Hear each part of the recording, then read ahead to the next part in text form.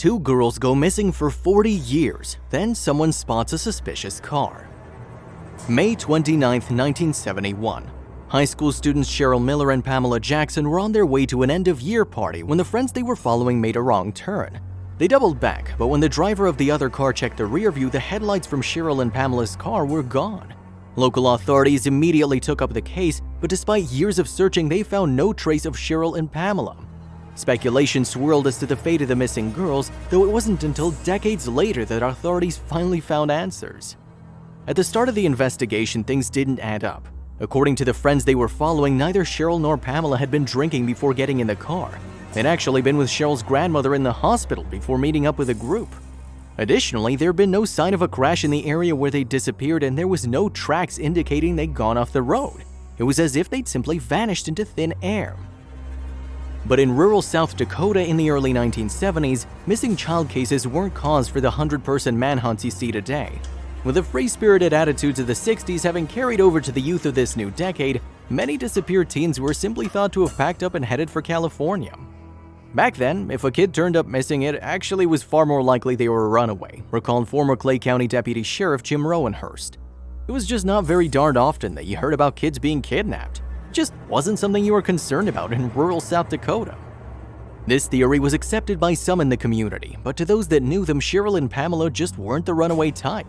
Classmates called them down to earth, and according to Cheryl's older sister Kay, she left the house with only a purse that night.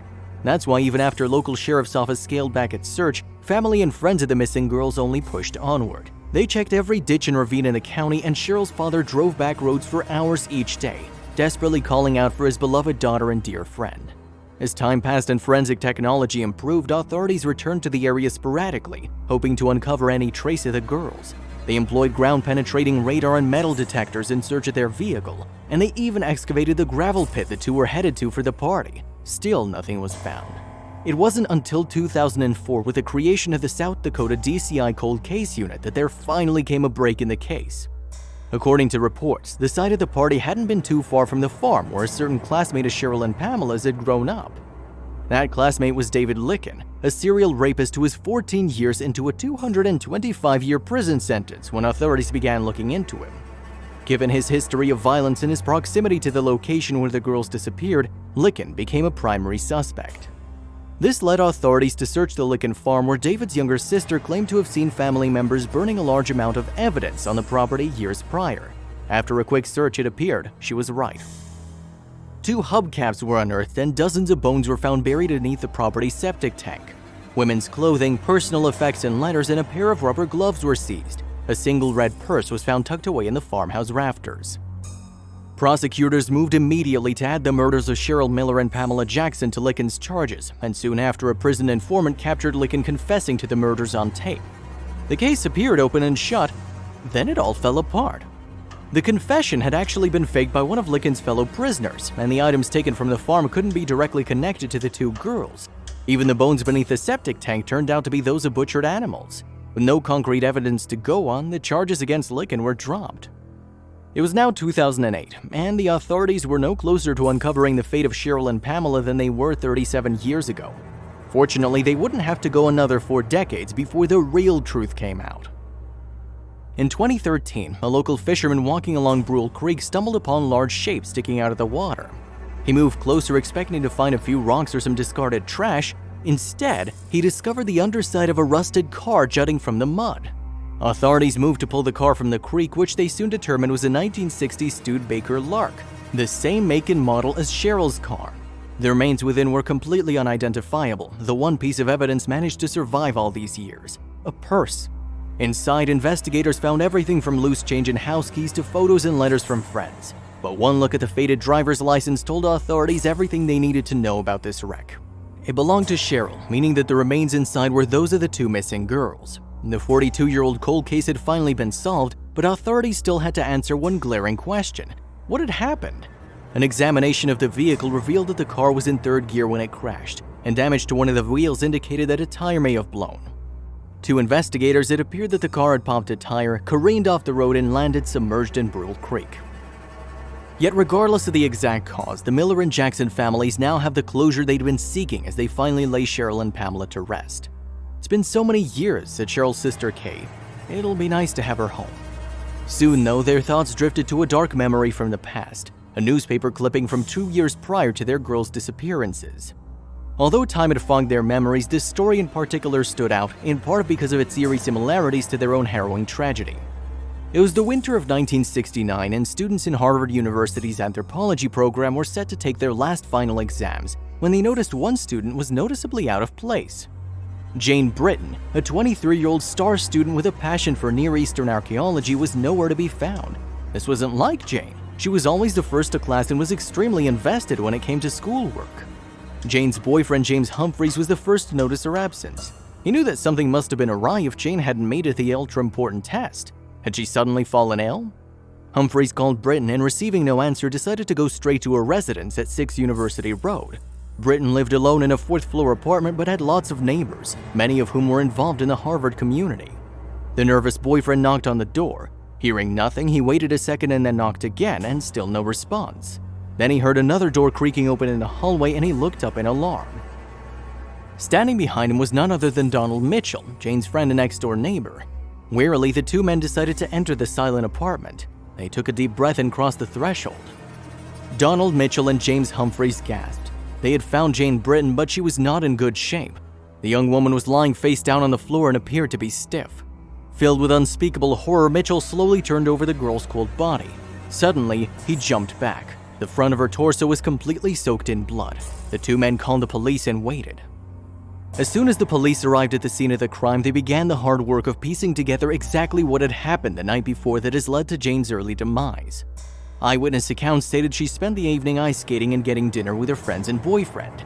Then at 10:30 p.m., she and Humphreys returned to her apartment for a hot cocoa. Britton would only leave the apartment one more time before coming back for the final time that night. She'd gone over to the Mitchell's apartment to retrieve her cat Fuzzy and indulge in a bit of late-night sherry. She then arrived home at around 12:30 a.m. However, despite the sherry, toxicology reports would soon reveal that the alcohol never entered her bloodstream at all. This led investigators to conclude the girl had been murdered within an hour of leaving her neighbor's residence. The cops asked neighbors to reveal anything they might have seen or heard that seemed to be out of the ordinary. The Mitchells insisted nothing had caught their attention. However, other neighbors did have some suspicious details to share. One building resident reported hearing a strange noise coming from Britton's fire escape the night before, while another related seeing a strange man running through the streets at around 1:30 a.m. While these reports definitely raised eyebrows, they weren't incredibly helpful. There was no sign of forced entry, and in fact, Britton's door had been unlocked. This particular detail was the source of much controversy. This is because a girl had been murdered in the very same building not 6 years prior by the Boston Strangler himself. Security was awful in the building. The doors were impossible to lock, and public outrage over the perceived negligence grew.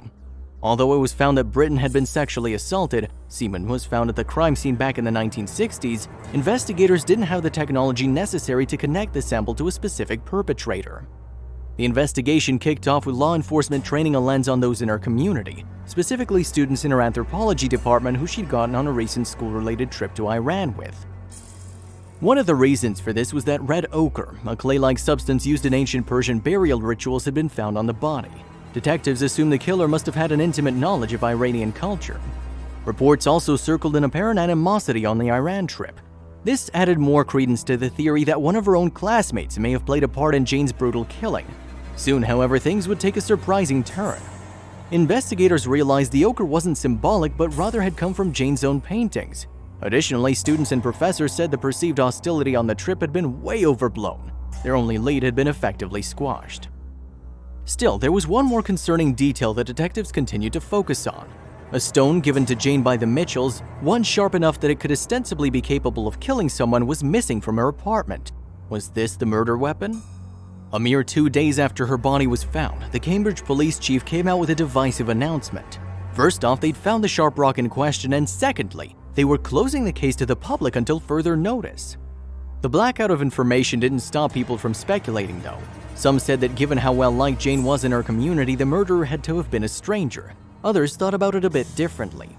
Some people claimed Jane was a little too friendly and sometimes hung out with the countercultural crowd. The hangers-on and acid heads who you wouldn't call young wholesome Harvard and Radcliffe types, an anonymous source close to Britton remarked. Rampant rumors persisted while evidence dwindled. Without any concrete facts to go off of, speculation could only go so far. Eventually, the case stopped progressing completely. Jane's mother died in 1978 and her father in 2002, both going to their grave not knowing what had happened to their little girl. It was only in 2017, after the public demanded the case be reopened, that progress was made.